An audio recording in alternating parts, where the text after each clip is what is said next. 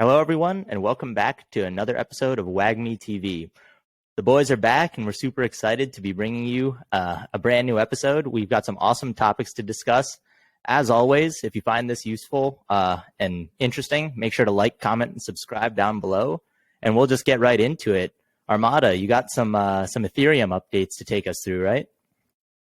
Yeah, we kind of just wanted to do a really quick update.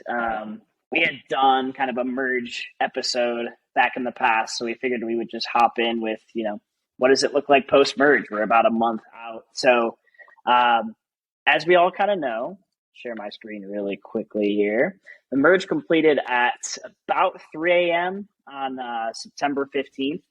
It looked a little bit something like this. I don't know if you all saw this, but they had a live stream, and in crypto circles, right, the occasion of the merge was really observed like a holiday, right? It was celebrated virtually, in person. They had watch parties complete with music, speeches, special guests, all that kind of stuff, right? So this is kind of what we saw from the virtual perspective. The pandas came across, and everyone was like, all right, we're officially proof of stake.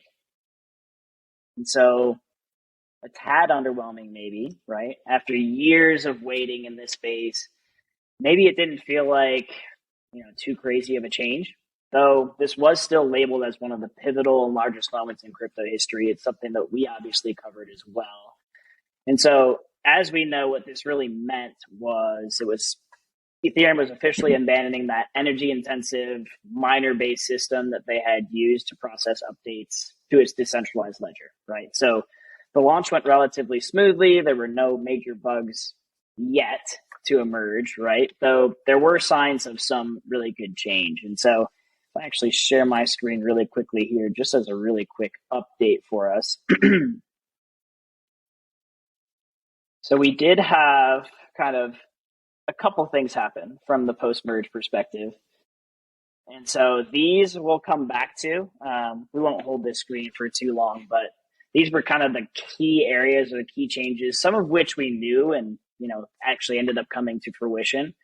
So just wanted to kind of show that really quickly. But if we dive into kind of this first topic of decreased energy costs, this was something that we talked about a lot in our episode specifically. And when we go into this piece, it obviously was the most obvious impact, right? It ripped out a component of mining that gives that bad environmental reputation. So really good for those ESG heads out there. So it slashed this by over 99%. And so one of the main purposes of the merge was to do this specifically. And what we discussed was, kind of one of the larger impacts. So the network is now far more energy efficient, kind of thanks to the updates that they have made. So it was really cool to see after the merge kind of what this actually ended up looking like on a plot like this. So wanted to make sure to share that with you all. I think another piece to highlight specifically was the miners. I think it was something that we covered really briefly, but Ethereum miners are obviously kind of a little bit out of work. What we've noticed post-merge is they've kind of found refuge on Ethereum Classic, right? Ethereum Classic continues to operate utilizing that proof of work system, but that's really just for the short term. It's really unlikely that it'll continue to be profitable enough for most of those Ethereum miners to continue those operations. So that's something I think a lot of those groups are really trying to pivot from. It's not necessarily they can just go from mining Ethereum to then mining Bitcoin as well. It's just a couple of different systems that they're working with from that perspective. So something to keep an eye on as kind of Ethereum Classic and this new Ethereum as proof of stake continues to mature. But I think another really interesting topic is stake ETH and kind of liquid staking and its popularity.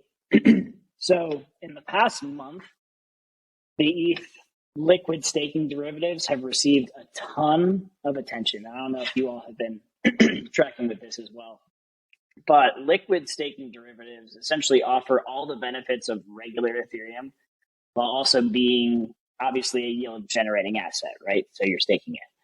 That really means for holders that they're able to gain exposure to ETH's price action and still maintain that liquidity while harnessing some of these staking benefits, which is pretty beneficial for them. So while most staking strategies typically require locking up funds in a validator, like we're all familiar with, that liquid staking derivative allows users to maintain that liquidity while still benefiting from that staking yield.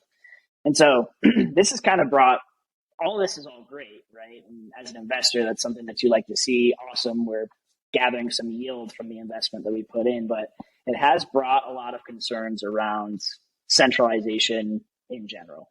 And so I think what kind of comes together in some of these post-merge updates is the staked ETH, the liquid staking popularity, and kind of these new validators that they've created. And so let me pull this up really quickly. I thought this was a really good way of showing this. Well, here it is. Boop.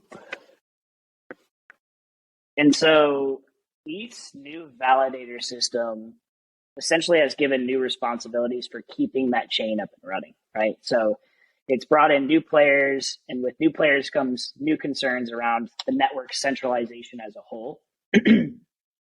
So shortly post-merge, it was reported that 420 of the 1,000 proof-of-stake blocks were proposed by just two entities, those being Lido and Coinbase. And so often proof-of-stake is framed as this more decentralized, it's more secure in comparison to mining, right?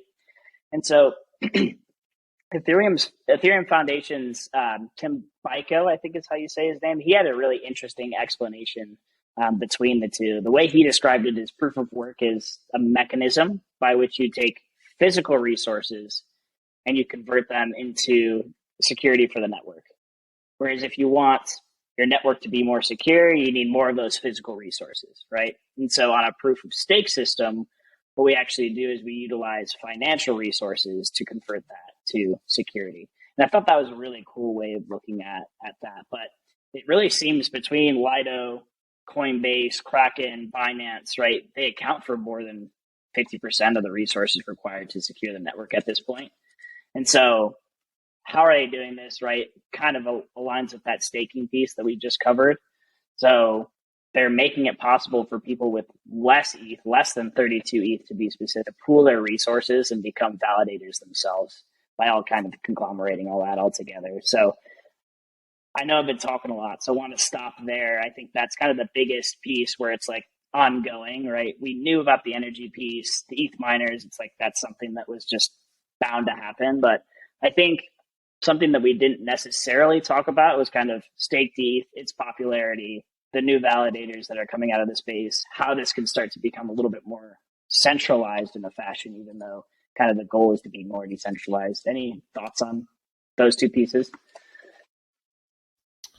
You know, I'd be interested to hear Soham's take right off the bat here. I know, Soha, you've looked into the curve wars and some of the different interactions that happen in those staking pools. I guess when you look at like that pie chart that Mata just showed there, what does like initially come to mind when you look at some of those big players in the space and, you know, what powers they might kind of have in that community there? Yeah, no, it's a really interesting question. No surprise that Lido is number one, as they're the ones who kind of invented this whole liquid staking of course, phenomenon. Yeah. The first thing I wanted to say is this liquid staking thing is here to stay. In the conferences that I've been to over the last month or so, there are people, there at protocols and stuff planning on doing the exact same thing that Lido did, just on other chains, right? So any proof of stake system, basically, any proof of stake blockchain you can think of that has, that same mechanism where you have to lock up your tokens that are native to that blockchain in order to secure the network, there's going to be liquid staking being launched on all of those. So something to keep an eye out on is people are trying to copy that model for sure. It's interesting to think about like the level of centralization that happens there. When I thought of what actually makes like Lido interesting, it was the fact that initially, if you wanted to stake your ETH on 2.0, you had to just lock it up, and you didn't really know. It was kind of like indefinite. You had no idea when you were going to be able to get that Ethereum back, right? Had they told you when it would open up, or was there a 6-month chain? What was kind of the experience? It was just like after the upgrade, right? Is kind of what my understanding was, right? And so people, I still don't think it's completely situated. They have something called the Shanghai update, which should come in the next 6 to 12 months, that they're thinking that's when those pieces will be unlocked, right? But now that they have everyone doing the liquid staking, kind of the things we talked about of having that big drop of all these validators, all these people trying to sell their ETH2 that they locked up might be a little bit different. So that's something I definitely need to keep a little bit more up to date on. I think they think it's going to come with that update, but to your point, Evan and Soham, they're not quite sure when that's exactly going to be. So sorry to cut you off there, Zoe. No, not at all. Not at all. That's exactly what I was going to say too. It's like, it's kind of up in the air on when that's going to be. And even once the upgrade happens, it's not, I believe there's going to be some sort of unlocking or vesting schedule in terms of when you can actually pull your ETH out of Lido, right? So I think at the moment, it looks like they're being sent like kind of coming together around these central entities, maybe Lido or Coinbase or some of the other ones that you had on the pie chart. I think what we'll have to see is after the merge actually goes through, if that ends up becoming more fragmented, if the people who have locked up their ETH or basically staked with Lido to get the benefit and still maintain their liquidity, if they're able to basically claim their Ethereum that they've had quote unquote locked up for a long period of time. So I think that's really when the question is going to be answered. If they end up just keeping it in Lido, and Lido and Coinbase end up having like a mega share of Ethereum that's staked, there could be, a leg to stand on when it comes to, the more centralization of the entire network itself. So that's an interesting thing that I hadn't necessarily thought of too. Yeah, makes sense.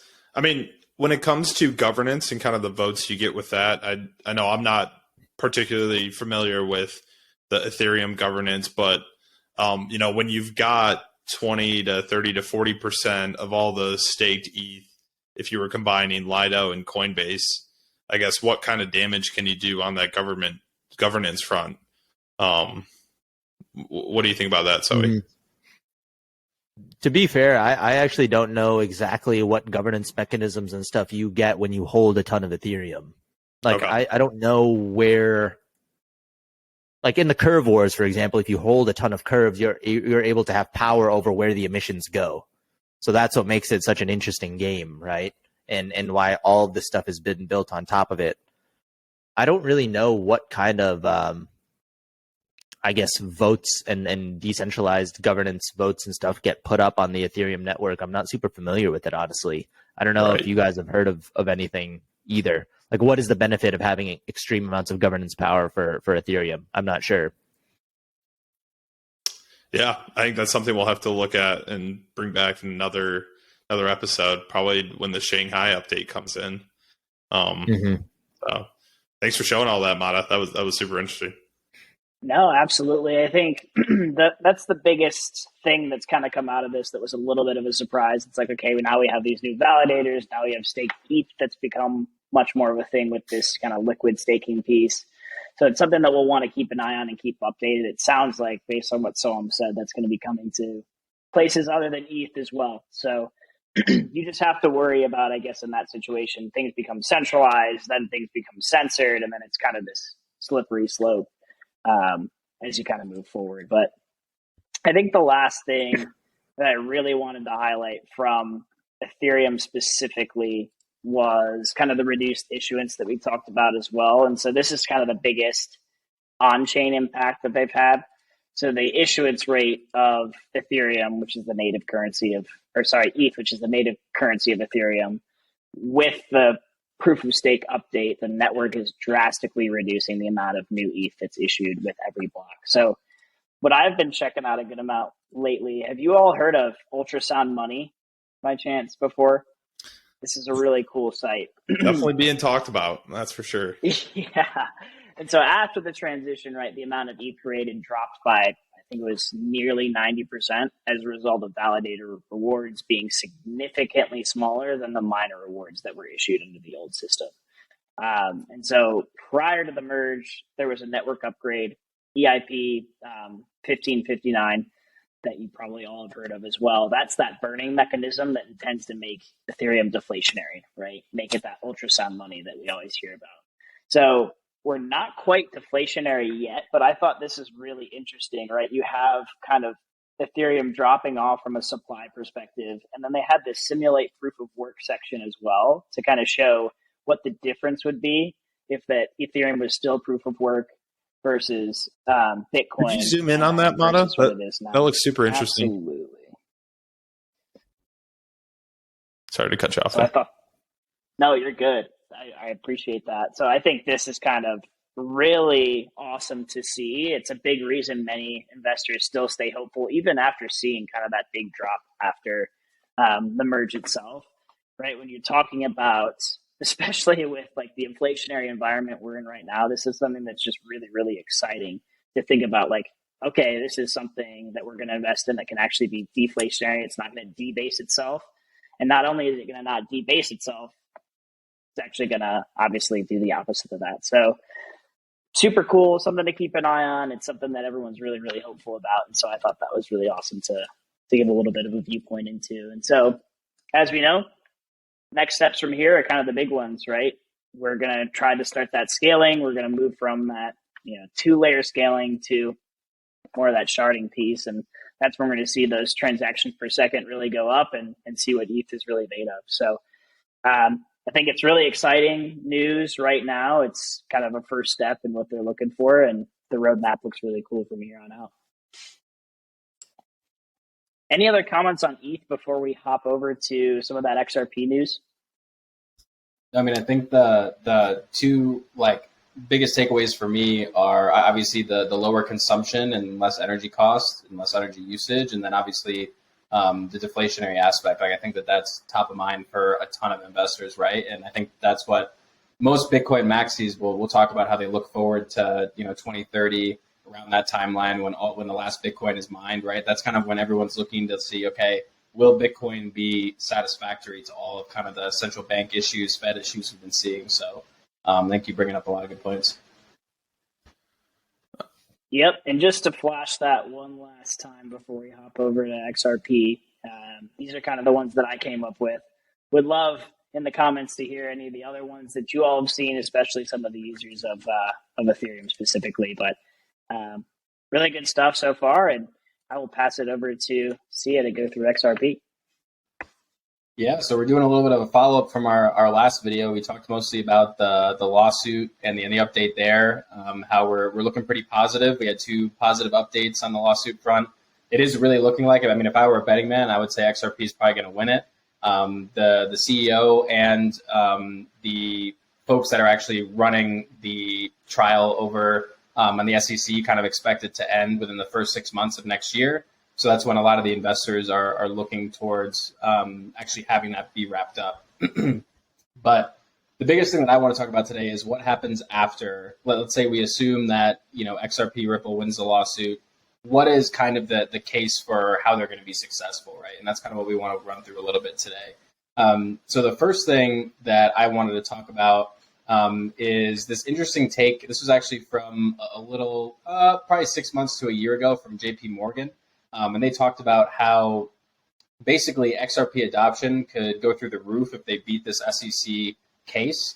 And they essentially see it replacing SWIFT transfers because basically right now, SWIFT takes up to 5 days and it's pretty expensive.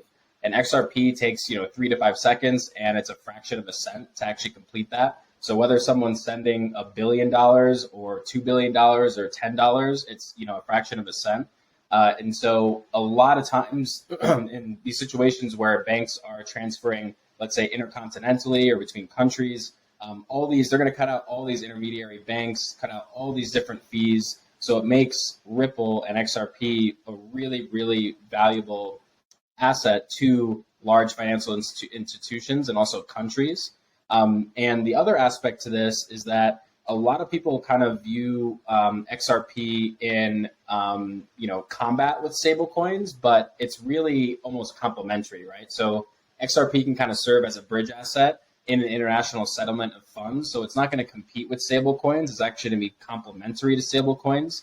So if we see countries coming out with their own stablecoins or coming out with their own central bank digital currencies, it's going to be complementary to that as opposed to being in conflict with it. And one of the other things too that we highlighted in the last video about XRP was that a lot of people are underestimating how much they've gotten their grips across the whole world. So they actually basically now have over 100 financial institutions that are currently partnered with them, including PNC Bank, Bank of America, Santander, who's the biggest bank in England and a lot of Europe. And so, you have all these banks from all of these different countries that are on board already using Ripple, like they're already actively using it.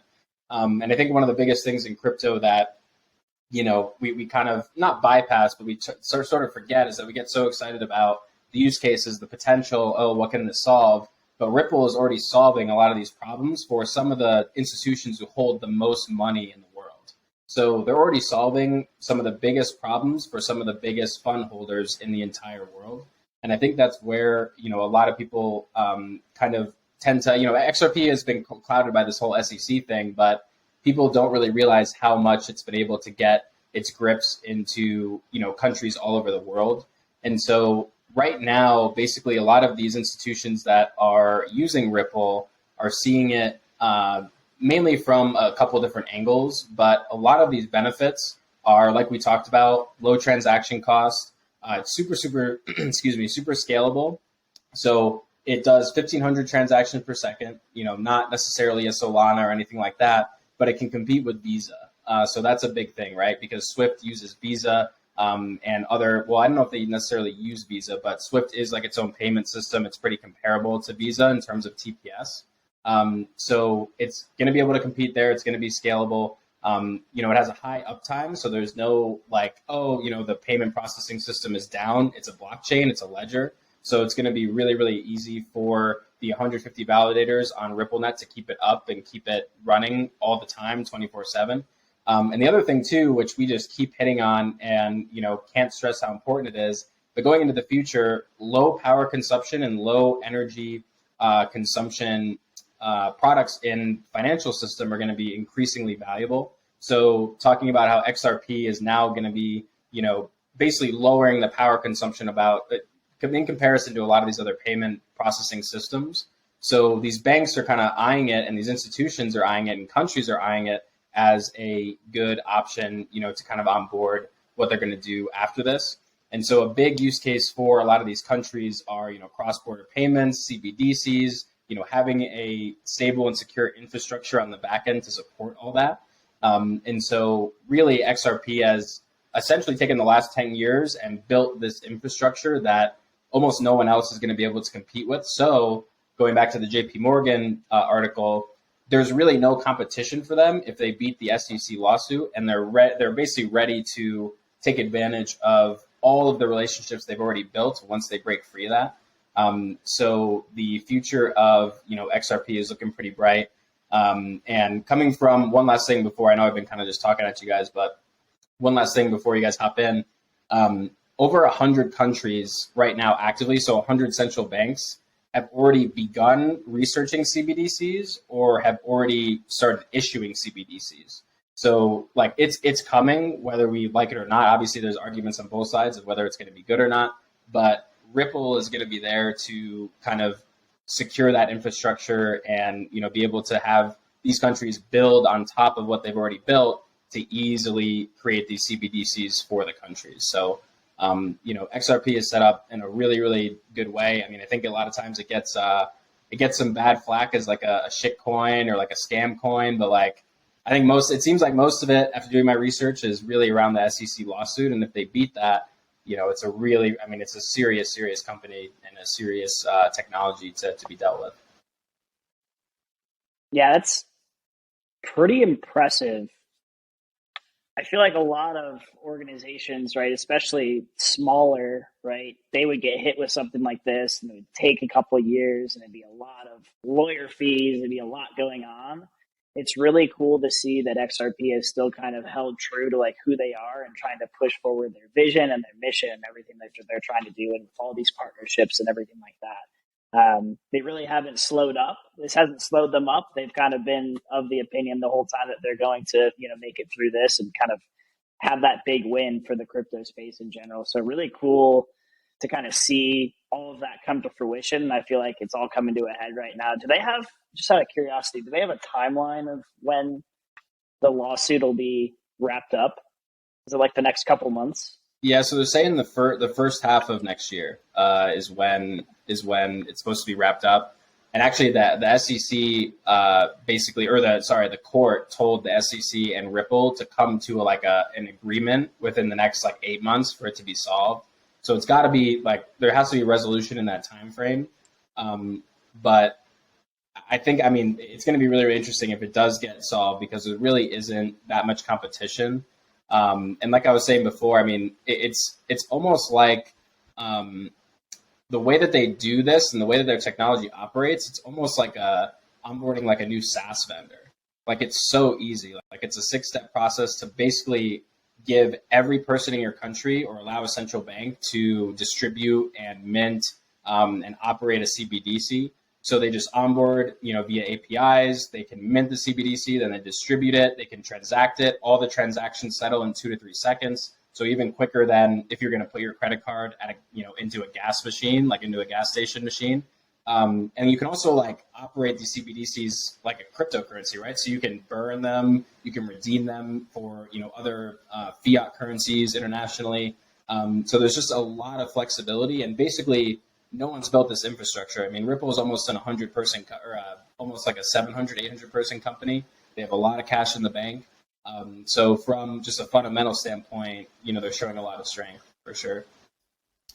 Yeah. And they just save so much time in that process. I feel like we can't highlight it enough that Swift transaction, or Swift just being a messaging service, there's even other layers to transferring money across borders. That's going to take 5 days, 7 days.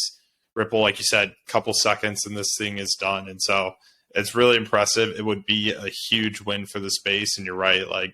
There's not a lot of competitors in the space. The few ones that are here or are competing with Ripple, they're years behind. So no, pretty impressive stuff. I think it definitely deserved another look this episode. It's funny. It makes that, I know we talked about the Swift Link partnership last week.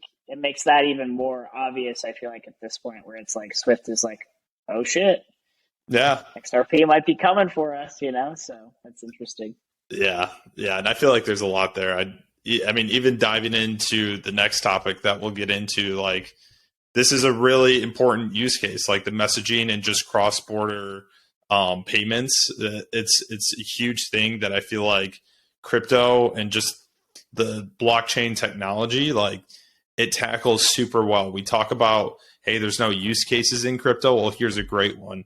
And there's traditional finance, groups and banks that are rushing to try and get into the space, realizing that Ripple has had this huge head start, and we've got court cases trying to slow them up, but it seems like they're providing a lot of utility to this use case. So completely agree with that. I was wondering, Sia, could you pull up that list of those banks and companies that they have partnerships with again, if you have it handy? Yeah, and so there's about 100 financial institutions. I think this maybe shows about 30 of them. So Bank of America and PNC are probably the two other big ones that are left off of this. But these are kind of some of the bigger banks and bigger financial institutions. So not necessarily all banks, but that they're partnered with. No, I think one thing that stands out to me is the number of those institutions that happen to be in emerging markets, and going hand in hand with exactly what Evan was saying. It's I think a lot of times when people say what's the use case of crypto, it comes from a place of probably living in an area and growing up in an area that financial infrastructure was an afterthought, basically given, right? Like it was a complete given, right? For us growing up, like, oh, I can, have a bank account very easily, and I can send money on to my friends on Venmo very easily, and I can like do this and that, right? Like that infrastructure was something that we all just grew up with, right? But when you go to a lot of these emerging markets, like that concept is like completely foreign. Like forget about like, sending money on Venmo. Like some people like barely even have a bank account, if anything, right? And so this ability for crypto to give financial access and the ability to pay cross-border, exactly what Evan was saying, is massively, that opportunity is massively underappreciated by a lot of people, I think. So that was just one thing that when I was reading this list stood out to me, is how many of those happen to be in emerging markets. Makes perfect sense. It's funny. I was watching a TEDx Bermuda talk with Charles Hoskinson back in 2015. And he was literally talking about, creating these fake personas. But it was like, hey, there's this one persona from England where it's exactly like you're saying. So he grew up with all this financial infrastructure around him. Another from Afghanistan. He doesn't own the land that he lives on. He, doesn't really have any official documents telling him how old he is. And it's something where it's like, you don't grow up with that structure around. You don't realize, or when you do grow up with the structure, you just don't realize how important it is. And so, yeah, definitely a huge use case in the space. Yeah, I think those are all great call outs. And I think it's a good segue into our final topic of the video. You guys want to take it away with some quant action? Let's do it. You want me to lead it off, Zoe? Yeah, go for it. Give the, you got the background spiel. Yeah, right. Fill us in. Yeah, so let's talk about Quant, the Quant network. So let me go ahead and so basically, Quant was created in 2018. It's a pretty interesting project because unlike most of the projects that we cover, the L1s and L2s, this project doesn't actually have a blockchain. What it really is well, their main product that they offer is called the Overledger OS, Overledger operating system. And really what their main mission is they want to bring a lot of enterprises into the Web3 space. So let's dive a little deep into the founder. So the founder's name is Gilbert Verdian. He's worked at a couple different central banks. I know he worked at the Fed and then also in England at one of their large banks or either the central bank there, and also worked in the healthcare space. So he's had experience in finance. He's had experience in non-finance roles. And what he really saw in the healthcare space was that patients had these networks that provided insurance and provided coverage for their operations. However, it was really difficult to work between networks and talk to doctors between networks. And so, just like we see nowadays in the Web3 space, interoperability was a huge problem for those healthcare providers. And so he really set out in 2018 here to provide on-ramps for enterprises and for them to be able to work across different blockchain networks. So that was the whole thesis behind the Overledger operating system. But yeah, like we talked about, so it's not a blockchain. What it really is it's a software as a service. It's essentially a platform that you can have your developers hook into through APIs that will, talk to the Bitcoin blockchain, the Ethereum, Ripple, Stellar, and you'll be able to query and write to those blockchains all through this platform. So actually a very interesting concept.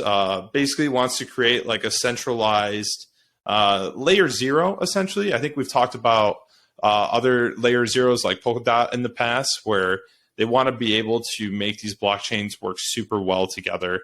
And so they've created certain software development kits, SDKs, for developers to create these things called maps, which are essentially decentralized applications, DApp, that work across chain. So multi-chain dApps. So it's a pretty novel concept. It's one that I think has got a lot of momentum, and we've been seeing that in the token price over the last couple months here. But yeah, they really want to be able to allow developers to create projects on multiple chains, which I think we've probably covered in the past, but just for people that maybe haven't tuned into other episodes, different blockchains handle different operations better. So when you look at the blockchain, Bitcoin blockchain, the Ethereum blockchain, those are two blockchains that do a great job of holding their value, providing high security to the data that's being housed on that network, compared to maybe Solana or to a Stellar, where those are super high transaction per second TPS blockchains. So you can do a ton of different operations within those networks. Whereas maybe you can't do it as much on the Ethereum side, but you're providing great security with maybe some of the more sensitive data you have within your application. So super interesting project. And really what they want to be able to do is, like I said, allow people to create applications on top of them. They want enterprises to come in and say, hey, it doesn't really matter which one you use, just use us and we'll figure out the best way to facilitate good data storage and good connections, high throughput connections with these blockchains. So yeah, that's a little bit of an overview. Zoe, what's your take on the project? Yeah, I think you really hit the nail on the head with a lot of what you were saying. I completely agree.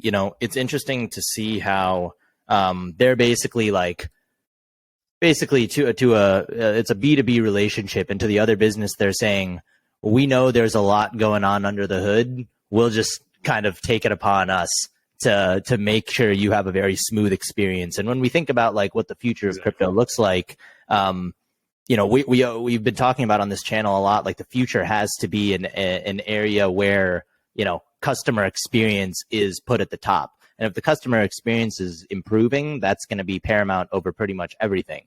And so one of the things I wanted to highlight, along with everything that Evan said, is what is the problem that they're actually solving at the moment, right? Or that they're aiming to solve, right? And so when you think about what does this process look like today, if I wanted to move across chains and I wanted to say, okay, maybe I want to use Ethereum for this, and then I want to go use Avalanche for something else, and then Solana for something else, and then Phantom for something else. I want to be using a bunch of chains at the same time. How does that work today? And what is the issue there? Right now, most people are probably familiar with the concept of bridging tokens, and that's what you have to do nowadays in this instance, right? So if I'm on Ethereum and I want to move some assets over to Avalanche to use a dApp that's built on Avalanche, or do something on Avalanche, I have to go through a bridge, probably pay a fee. It's probably a pretty clunky process, and as we've all seen, bridges are extremely vulnerable to hacks. Right? Almost every month, I feel like we see a bridge get exploited for some disgusting amount of money, right? And so right now, that bridging process is definitely clunky, and it's an area where the customer experience needs to be improved. It's not a question of if it should be, it just needs to be for kind of crypto to move forward. And there's a bunch of different people kind of trying to solve this problem of interoperability, right? And so when we talk about interoperability, this is exactly what we're trying to say, right? It's kind of a buzzword that floats around crypto. You've probably heard it a ton, but that's really what it means, is having fluidity and being able to use multiple blockchains when you feel like using it. So these guys, as Evan alluded to when he was going through it, what the heck? There we go. You guys can see this? Yeah. So they have this over-ledger technology, and this is kind of a visual of exactly what Evan was saying, right? This over-ledger technology is not a blockchain in and of itself. It actually sits on top of different blockchain networks. So you can imagine Ethereum, Avalanche, Phantom, all these different blockchains sitting underneath with their software solutions sitting on top right? And depending on what's the most optimal for a given function or a given application, they would use whichever blockchain is kind of the most optimal for any given scenario. So yeah, that's pretty much what I had in terms of what they do and what they're trying to do. The last thing I kind of wanted to touch on was, clearly it's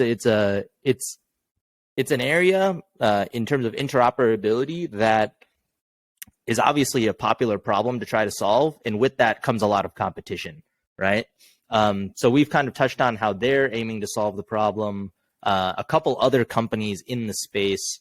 I'll go back here. So we've got Layer 0. And so this is an interesting company. I actually talked to a few guys here. They're, omni-chain interoperability protocol. They have applications actually built on top of them. So one of the ones that I've used in the past is called Stargate.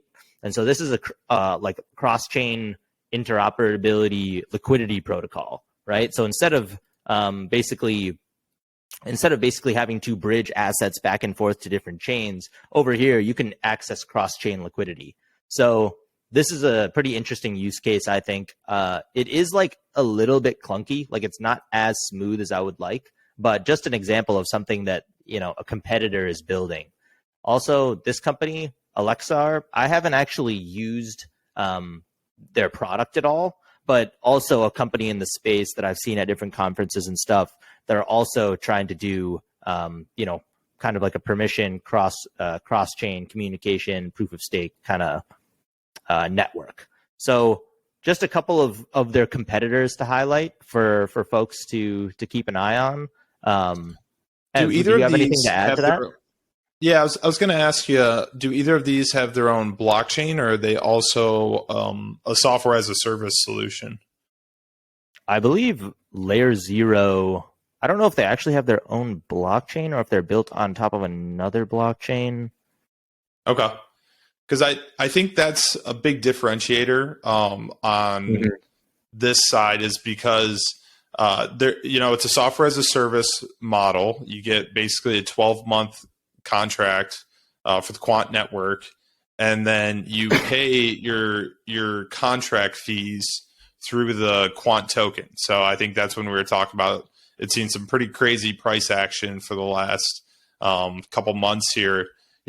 That's something where it's an ERC20 token that doesn't have a ton of functionality in the space or utility in the space, but is used to pay a lot of the fees that you have for their service. So, I think like talking the bull case for this project and then the bear case after, the bull case is that they make it super easy for developers to hop in and use their services.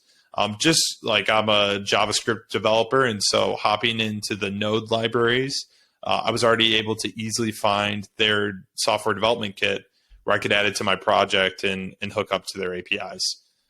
So I thought that was pretty cool and pretty slick. It seems like they've got great partners in the space. We were talking before this that, I think there was Oracle and then a couple other huge SaaS players that had also partnered with them. So I don't know. I'd be interested to hear your guys' takes on kind of what they have going for them as well in the bull case for Quant Network. Yeah, I think we always talk about it, right? Interoperability is kind of the future here. So whoever starts to execute on that is going to be kind of the main player here moving forward, right? And I think Soham brought a great point up about just customer experience in general, right? I think, and especially something we talked about with SUI or however you say the L1 blockchain, that's the kind of new one, is what's the appetite for a lot of these developers to move over from something like Solidity over to like a language like Move, right?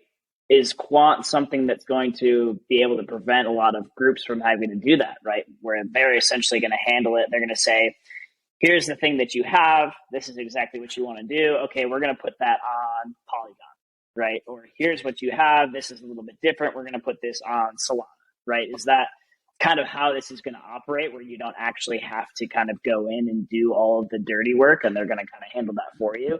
I think that can be incredible, because from a customer experience perspective, what we always talk about on this channel is the fact that what's going to push this thing forward is when people don't even realize that they're utilizing Web3, right? So that's kind of my take on it. And I think, from a bull case perspective, if they're able to solve a lot of these problems from a customer experience perspective, and just from like integrating and getting these people into these systems without even realizing it, that's what's really going to make a difference. So, yeah. Yeah, so many good points there, Mata. And yeah, so I think you hit the nail on the head there with the customer experience. And I feel like in the last 3 to 5 years, we've almost seen this other like area of the crypto market open up, where it's in between the actual technology, like the base layer technology of like Ethereum, Bitcoin, blockchain, and the actual customer. And then it's like, how do there's these companies that sit in between and facilitate that and say, hey, any company that wants to get involved with this, we'll make it easy for you, and we'll make it a software as a service. So it's like almost a Web 2.5, where it's a bridge to what customers can access to Web 3, to Mata's point, without having to do all of like the BS of, for example, having someone who's never bought Ethereum before set up a MetaMask, or never bought an NFT before set up a MetaMask and go through all that stuff, right? So I think applying that to all these different business cases has kind of opened up this little like market window in the crypto industry, where you see things like Quant, Layer Zero, Axelar, companies like that. So it's really cool. Yeah, I think that's a great point, Sia. And, just talking about those Web 2.5 companies, the first thing that comes to mind is Alchemy. And I mean, it's a company that you feel like is almost in every project. One of their tools is used for some type of, developer testing, or, just checking how the different servers are holding up, or the network's holding up. So I think you're right. It could be super bullish in that sense, where there's a lot of success in that 2.5 space. They could play really well there. I think on the bear side, is this a place in Web3 that we need it to be decentralized? Is this too much of a choke point where, you could see real power given to the person that was, steering this ship, essentially, and so it's a question of like, as more and more things get built out, and Quant Network has more applications built on top of it. Is this a layer in the Web3 sandwich that we want to be decentralized, or is centralized fine and we can continue to move forward? So, and little caveat there, like there is decentralization in their operating system. A lot of their oracles are decentralized, so it's not a fully centralized solution. But just being a software as a service in a company like that, that makes you centralized. So, a lot to unpack there, but it's a pretty interesting project, to say the least. Definitely an interesting project, and just the concept of interoperability is something that's definitely not going anywhere. So we'll definitely be keeping tabs on it. Obviously, the price has, we didn't look at the chart, but the price has rocketed here in the last month or so. We're up about like 70%.